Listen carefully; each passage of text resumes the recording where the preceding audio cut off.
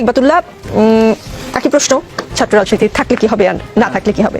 ধন্যবাদ আপনাকে। আসলে আমরা যখন বিশ্ববিদ্যালয়ে আসি, সবাই যখন প্রথম বর্ষে আসি, তখন আমরা একটা বিশ্ববিদ্যালয় কল্পনা করি, কিন্তু বিশ্ববিদ্যালয়ে এসে আমরা দেখি যে এটা আসলে একটা ভিন্ন বিশ্ববিদ্যালয়, যেখানে একজন ছাত্র তার সর্বোচ্চ মেধা দিয়েই মূলত বিশ্ববিদ্যালয়গুলোতে আসে। কিন্তু এসে যখন দেখে যে একটা বিশ্ববিদ্যালয়ে নোংরা রাজনীতি তারা দেখে। কি রাজনীতি? যে আমি আমার একটা সিটের কারণে আমাকে যেন 6 দিন গেস্ট রুমে গিয়ে হাজিরা দিতে হচ্ছে। এই গেস্ট রুমটা ঢাকা বিশ্ববিদ্যালয়ের সহ অন্যান্য বিশ্ববিদ্যালয়গুলোর একটা চিত্র আমরা বলতে পারি। তো এখন আমরা ছাত্র রাজনীতি থাকা না থাকার জায়গাটাতে আমরা বলতে চাই যে বাংলাদেশের সবচেয়ে যারা মেধাবী শিক্ষার্থী, তারাই তো আসলে রাজনীতি সচেতন হবে, তারাই মূলত বিশ্ববিদ্যালয়গুলোতে যাবে এবং তারাই আসলে ডিসাইড করবে এখানে রাজনীতি থাকবে কি থাকবে না। আমাদের সংবিধান আমাদেরকে ছাত্র রাজনীতি থাকার অধিকার দিয়েছে, মৌলিক যে অধিকারগুলো আছে রাজনীতি করার অধিকার কিন্তু আমাদেরকে দিয়েছে। সো একজন 18 বছরের শিক্ষার্থী যখন বিশ্ববিদ্যালয়ে থাকবে, তাকে অবশ্যই রাজনীতি অবশ্যই থাকা লাগবে।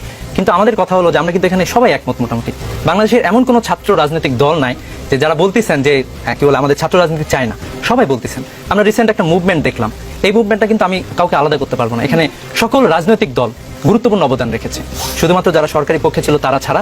আপনি দেখবেন যে এখানে ছাত্র দল বলি, অথবা আমার সংগঠন ছাত্র শিবির বলি, অথবা ছাত্র শক্তি, অথবা অন্যান্য ছাত্র যে সংগঠনগুলো ছিল, বামপন্থী সকল ছাত্র সংগঠনই প্রায় সবাই কিন্তু যুক্ত ছিল। সো এখানে কিন্তু একটা রাজনৈতিক সচেতনতার কারণেই এই যে একটা ফ্যাসিবাদ আমাদের উপরে চেপে বসেছিল, যে ফ্যাসিবাদটাকে আসলে আমরা এখান থেকে মুক্তি পেয়েছি মূলত বিশ্ববিদ্যালয়ের ছাত্রদের রাজনীতি সচেতনতার কারণে। তো এই জন্য আমরা মনে করি যে আসলে এটা কোনো ওয়াইজ ডিসিশন না, বরং আমরা একটা ফ্রেম বেঁধে দিতে পারি যে কিভাবে হয়। আমাদের মাঝে তো কোনো ডিবেট নাই যে কিরকম হতে পারে রাজনীতিটা, মোটামুটি সবাই একমত যে আমরা একটা সুন্দর রাজনীতি চাই। আমি তো কখনো এটা চাই না যে বিশ্ববিদ্যালয়ে পড়তে এসে আমার ছোট ভাই অথবা আমি নিজেই আরেকজনের অ্যাসল্টের শিকার হবে, এটা তো আমি কখনোই চাই না। সো এই জায়গাটাতে না হয়, এইটুকু সংস্কার যদি আসে, তাহলে আমরা মনে করি যে বাংলাদেশের চমৎকার একটি রাজনীতি সচেতন মানুষ তৈরি হবে, নতুন এক রাজনীতির ধারা তৈরি হবে, যেটা মূলত বিশ্ববিদ্যালয়ের শিক্ষার্থীরা 2024 সালে এসে বাংলাদেশে কিন্তু প্রমাণ করলো। অনেকে ফেল করেছে, কিন্তু শিক্ষার্থীরা এটা প্রমাণ করেছে।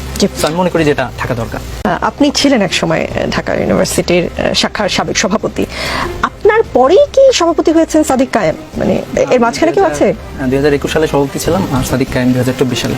2024 সালে কত কোন সময়টায় তিনি সভাপতি হলেন? জানুয়ারি মাসে। আমাদের প্রতি বছরে জানুয়ারি মাসে নতুন সেট আপ হয় এবং জি 2024 জানুয়ারি থেকে সে ঢাকা বিশ্ববিদ্যালয় শাখার শিবিরের সভাপতি। আগে শিবির সহ নানা অপবাদে শিক্ষার্থীদের পেটানো হতো, এখন কি আপনারা প্রতিশোধ নেবেন? ছাত্রলীগের কাউকে যদি সামনে পান ক্যাম্পাসে আসলে, তারা যদি আবার আসে, পোস্টেড কেউ যদি চলে আসে, কি করবেন তখন? দেখেন, আসলে আমরা অনেক রক্ত দিয়েছি, আমরা প্রায় 1400 মানুষ এখন পর্যন্ত তালিকা এসেছে, এটা আরও বাড়তে পারে। তো অসংখ্য মানুষ আহত হয়েছে, প্রায় 20-25 হাজার মানুষের মতো। আমরা গুলি দেখেছি, লাশ দেখেছি, আমরা শহীদ পিতার কান্না দেখেছি, এরকম একটা জায়গা। এই জন্য আমরা এটা কখনো চাই না যে আবারও ফ্যাসিবাদ ফিরে আসুক। যদি কেউ অন্যায় করে থাকে, তার বিচার হচ্ছে আইনের মাধ্যমে হবে, এটাই মূলত আমাদের চাওয়া। আইনের মাধ্যমে বিচার হোক এবং সে তার প্রাপ্য শাস্তিটুকু সে পাক। আমরা নিজের হাতে আইন তুলে নেব না, এবং ফ্যাসিবাদ যাতে না কায়েম হয় সেই চেষ্টাটুকুই করবো। সেই চেষ্টাটা কেমন হবে সেটাই বুঝতে চাচ্ছিলাম। এই যে বললাম যে আইনের শাসন হোক, এটাই আমরা চাই। একজন ছাত্র আরেকজন ছাত্রের গায়ে হাত না দিক, একজন আরেকজনের উপরে তার আদর্শ চাপিয়ে না দিক। কেউ যদি বুঝিয়ে তার আদর্শ নিয়ে আসতে পারে, এখানে সে নিয়ে আসতে পারে।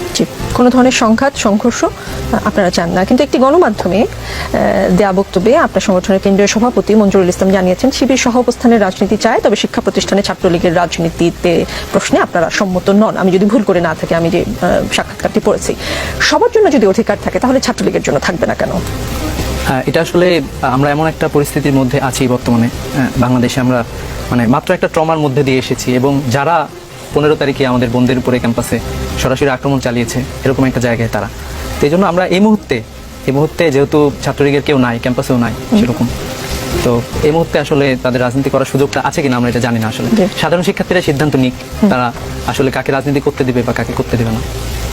শিক্ষক কর্মকর্তা কর্মচারীদের যেটা মনে হয় আমাদের, সেটা হলো যে আসলে আমাদের দেশের পদ্ধতিটাই আসলে পলিউটেড পদ্ধতি আমরা বলতে পারি। যে একজন শিক্ষক আসলে দেখা যাচ্ছে যে উনি রাজনীতি করলেই উনি ভিসি হতে পারতেছেন, এরকম একটা জায়গায় চলে গিয়েছেন। তো যখন একজন শিক্ষকের উপরে ওঠার একমাত্র সিঁড়ি হচ্ছে তার রাজনীতি, ঠিক আছে, উনি ফ্যাকাল্টির কোনো একটা ইনস্টিটিউটের উনি চেয়ারম্যান হবেন, তার রাজনীতি দেখা হবে, হলের প্রভোস্ট হবেন, রাজনীতি দেখা হবে। তো এই জায়গাটায় এই পদ্ধতিটা আসলে এটা আমাদের, আমি মনে করি যে আমাদের রাষ্ট্রের সমস্যা। তো এইখানে যদি আমরা একটা সুন্দর পদ্ধতি আবিষ্কার করতে পারতাম, যে একজন শিক্ষক হবেন যিনি সবচেয়ে ভালো পড়াতে পারেন, ছাত্রদের থেকে সবচেয়ে ভালো ফিডব্যাক আছে, তার একাডেমিক রিসার্চ অনেক ভালো, প্রোফাইল অনেক ভালো, পড়াশোনা তার ভালো, এরকম কোন একজন মানুষকে যদি আমরা ভিসি বানাতে পারতাম বা তাকে সামনে নিয়ে আসতে পারতাম, তাহলে আসলে আমাদের প্যাটার্নটা চেঞ্জ হয়ে যেত।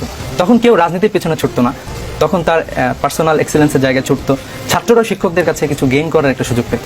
তো আমার মনে হয় যে আসলে আমরা এই পদ্ধতিটা যদি পরিবর্তন করতে পারি, তাহলে একজন মানুষ, এই যে রাজনৈতিক মানুষ, তার তো একটা মতামত থাকতেই পারে, আপনার একটা মতামত বা আমাদের সবারই মতামত আছে। তো এই জায়গাটা থেকে আমি মনে করি যে আমরা যদি পদ্ধতির পরিবর্তন করতে পারি, ইনশাল্লাহ এখানে পরিবর্তন আসা সম্ভব।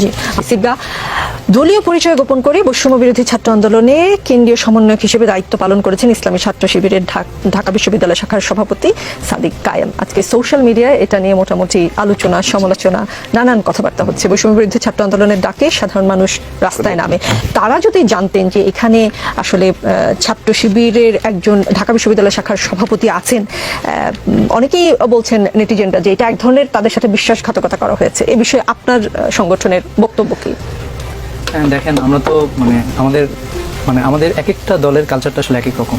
আমাদের যেটা হয় যে কেন্দ্রীয় কমিটিটা সারা দেশে ফলো করে প্রচার করা হয়, বাংলাদেশে সবাই জানে কেন্দ্র সভাপতি, সেক্রেটারি। কিন্তু অন্যান্য জায়গাগুলোতে যেটা হয়, আমরা কিন্তু এটা প্রেস রিলিজ দিয়ে জানাই না যে অমুক সভাপতি নির্বাচিত হলো।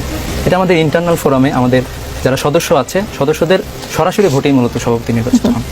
বিশ্ববিদ্যালয়ের সাধারণ শিক্ষার্থীরা অনেকেই পরিচয় জানতেন, ঠিক আছে, কিন্তু যেহেতু আমরা না, তার রুমমেটও দেখলাম, সম্ভবত তার রুমমেট অথবা বেডমেট, তিনি বলেছেন তিনি 2 বছর ধরে তার সাথে থাকেন, কিন্তু তিনি জানেন না যে তিনি এই সংগঠনের। না, এটা হলো যে যখন তারা ফার্স্ট ইয়ারে যখন গেস্ট রুমে ছিল, আপনি তো জানেন যে আমাদের একটা মানবিকীকরণ করা হয়েছিল, ঠিক আছে। আমাদের ছাত্র দলের ভাইরা যারা প্রথম বর্ষ, দ্বিতীয় বর্ষে ক্যাম্পাসে ছিল, সেই সময়টাতে সাদিকও তো ক্যাম্পাসে ছিল। তো ওই সময়টাতে দেখা গেছে যে ক্যাম্পাসে থাকা মানেই আসলে যে আপনাকে ছাত্রলীগ নামক একটা সংগঠনের দাসত্ব আপনাকে করতে হবে, তার দেওয়া গেস্ট রুমে আপনাকে যাইতে হবে। তো ওইখানে কোনো ছাত্র বলতে পারে না। ছাত্র বলতে পারা মানে বিগত 16 বছরে 3000 শিক্ষার্থীকে ক্যাম্পাস থেকে মেরে বের করা হয়েছে। এবং আমাদের বলা যায় যে যারা আমাদের প্রক্টর স্যাররা, দেখেছে একটা ছাত্র বিশ্ববিদ্যালয়ে এসেছে, আমরা এটা কল্পনাও করতে পারি না যে বিশ্ববিদ্যালয়ে এসে শিক্ষিত ছাত্ররা একটা ছাত্র আর একটা ছাত্রকে টর্চার করবে, তাকে জেলে দিবে, মানে এরকম একটা সময়ের মধ্যে দিয়ে গিয়েছে। তার ফলে আসলে অন্য কোনো রাজনৈতিক দলে কেউই আসলে সেভাবে ভালো থাকতে পারেনি, ঠিক আছে। অথবা যারাও থাকছে, অনেকেই দেখেন ছাত্র দল সহ অন্যান্য দলও যারা ছিল, ছাত্র শক্তিরও যারা ছিল, এটা কিন্তু কেউই তাদের বলা যায় যে সেভাবে তারা কার্যক্রম পরিচালনা করতে পারে না। জি, সেদিন ঢাকা বিশ্ববিদ্যালয় কেন্দ্রীয় পাঠাগারের সামনে আমরা দেখতাম ভোর থেকে সিরিয়াল, হ্যাঁ, বিশেষ গাইড নিয়ে সবাই ক্যাডার হতে চায়, বিসিএস ক্যাডার হতে চায়। ঢাকা বিশ্ববিদ্যালয়ে গবেষণা হবে, ঢাকা বিশ্ববিদ্যালয় এত বড় একটা প্রতিষ্ঠান, নানান ধরনের পেশাজীবী এখান থেকে বের হয়ে আসবে, কিন্তু সবারই একটা টার্গেট ছিল যে সবাই বিসিএস ক্যাডার হতে চায়। এবং একটা খুব পপুলার ডায়ালগ তো এখন, গত 16 বছর কোথায় ছিলেন না?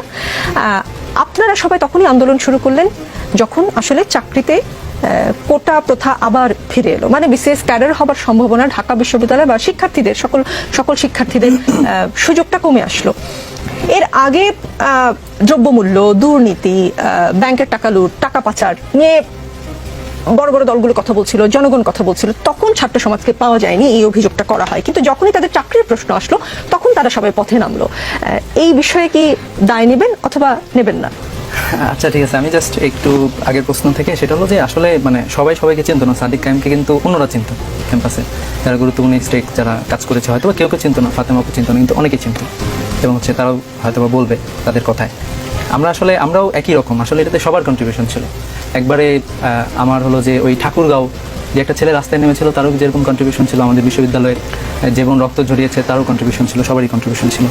এখন আসলে মানে একটা আন্দোলনের জন্য আমরা যেটা দেখলাম যে একটা আসলে মোমেন্টাম লাগে অথবা একটা সুযোগ লাগে, একটা হচ্ছে যে ইউনিটি লাগে, ইউনিটি অফ দ্য নেশনটা খুবই জরুরি। তো ফ্যাসিবাদ আমাদের উপরে চেপে বসেছিল, এটা আমরা জানতাম।